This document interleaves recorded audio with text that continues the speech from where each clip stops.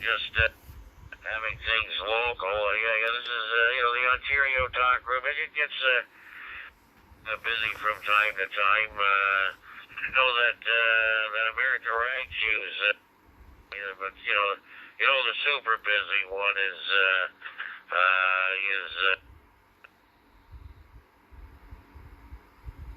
like you can usually, there's usually always somebody on there. And I don't know if you've tried talk group. That's another Pullman one. Brandmeister 91. That one is always, you can always find somebody that.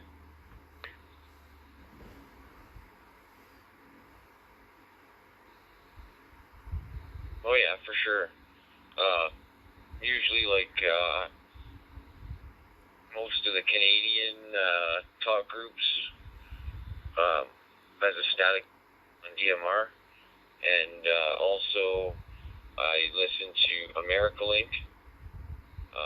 Usually, like even with fusion and stuff like that, or wires to it like that, it's got tons of people. Like usually, like there's like 250 users connected at any given time. So, or 250 users or whatever you want to call it.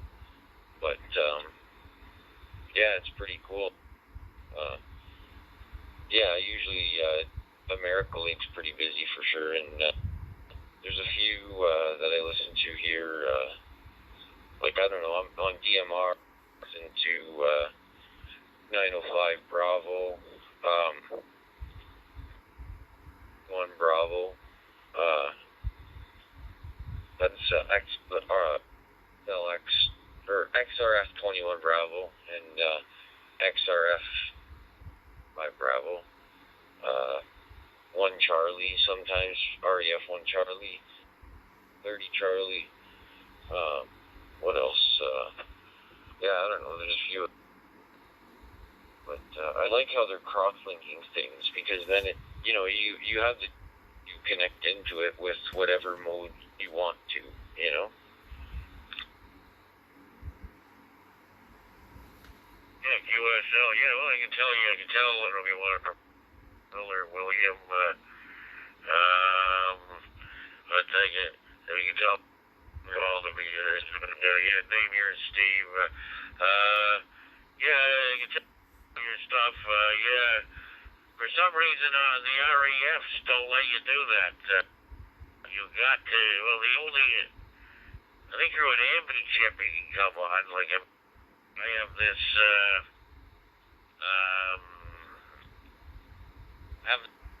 where I can do it with my computer, get in the REFs. I have this dong, but you can't do it through a C4F, from a C4FM radio or a DMR radio. Correct me if I'm wrong, you cannot get into an REF reflector. Not an one with you can go into like the XRF one, DCSS, but REFs are exclusively, am I right what I just said?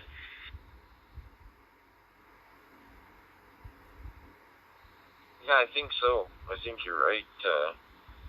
I know the XLX reflectors are the ones that are most compatible. They're XRF. Those are the better ones. They're the newer ways. They're the most compatible. And then DCS is a little bit different.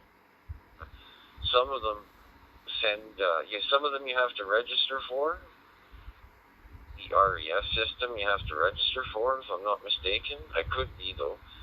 But one of them you have to register for, one of them you don't. One of them it just sends the data on your radio, and one of them you have to register for, and there's no discrepancies, and you know what I mean, they know who's on the network.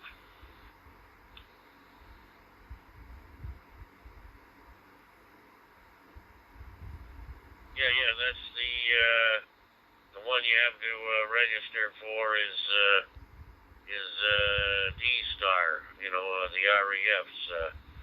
Yeah, that, you're 100% correct. You can't get on, to get on 30 chart to be, you have to be registered,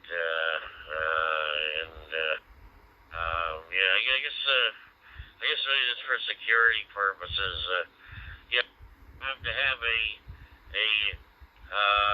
either that ambi chip. You don't have to have a radio to get in there. Like I said, we have the dongle. Also they have these other radios that this other device that can get in there. It has it. It does all the modes. But you're 100%. I think that's why why D-Star won't allow the other radios in.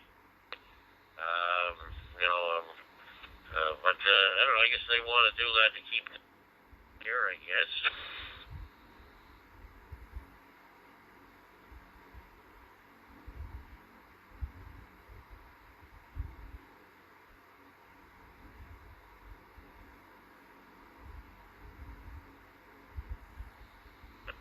The fact that you are a D-Star registered user, the fact talking here, I don't think I've ever talked to you on 30 Charlie or 1 Charlie.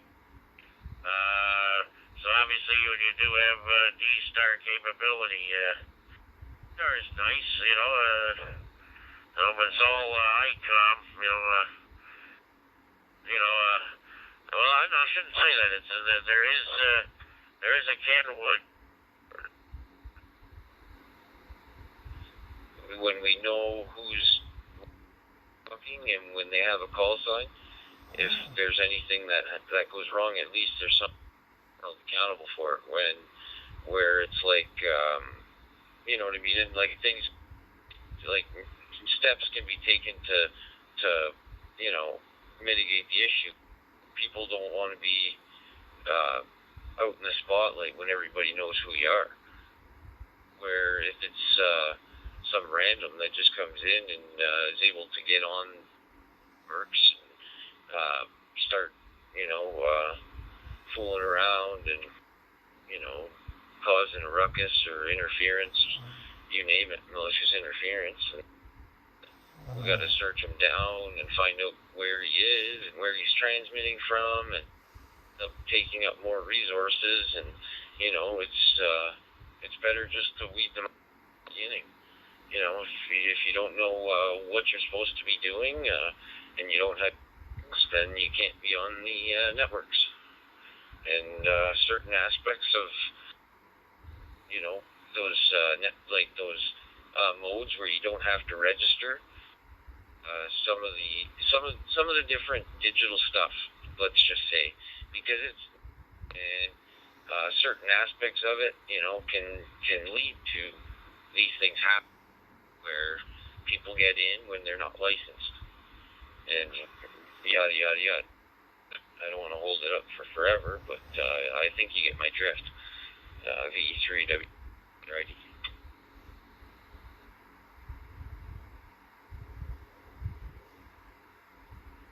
VE3WVJ, Victor Echo 3. Yep. Yeah, exactly. Well, they had trouble a while.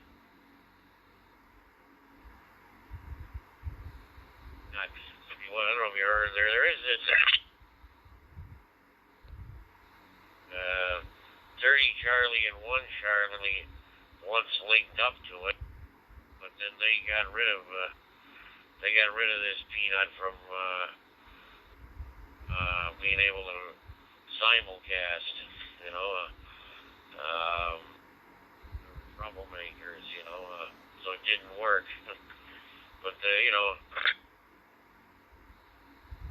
was very easy for a lot of people because it would be fully accessible on Android phones, but people would not have to buy a radio anymore.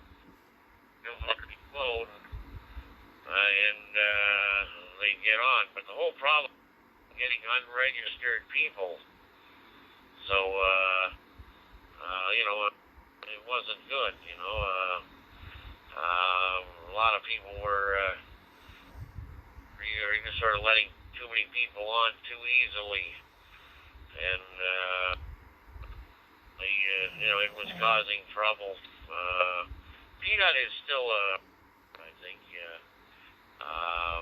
I actually have it, but I hardly ever use it anymore.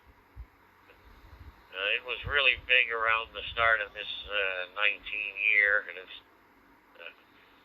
but I don't think that many people use it anymore. They have a lot of virtual. They do have some XRF ones, maybe.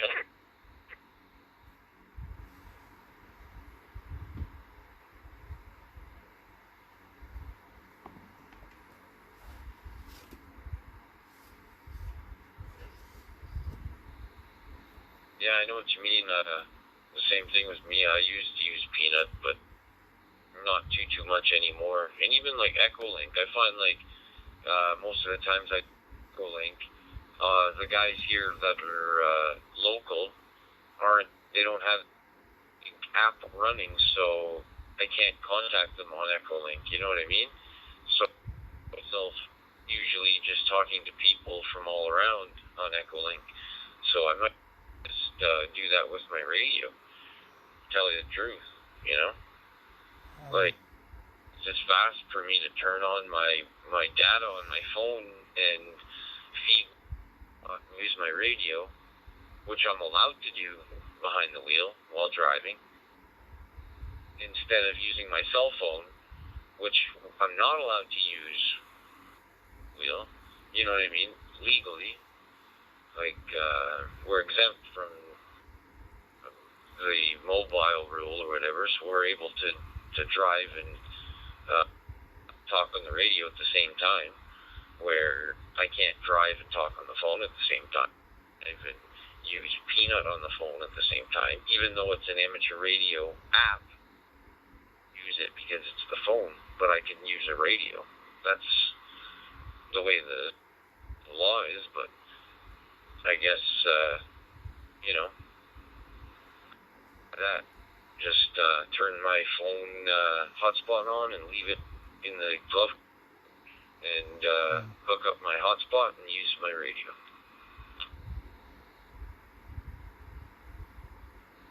Yeah.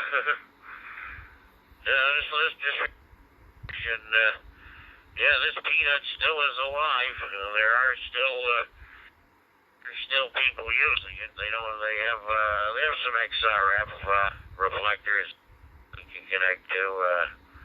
And they have some DMR ones. I don't know. They don't have any DMR ones that are any good.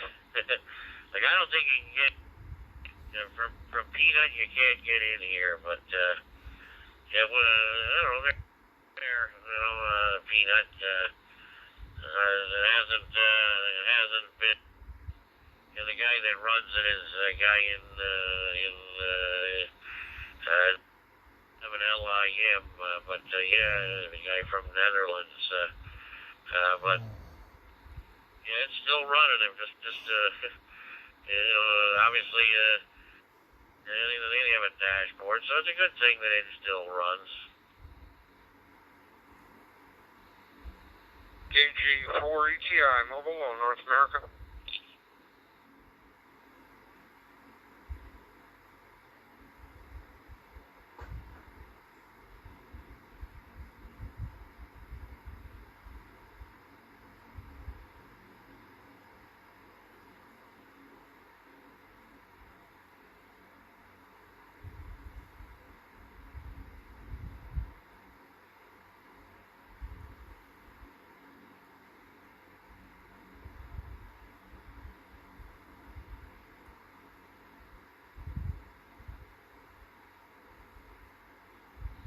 KG4 clear.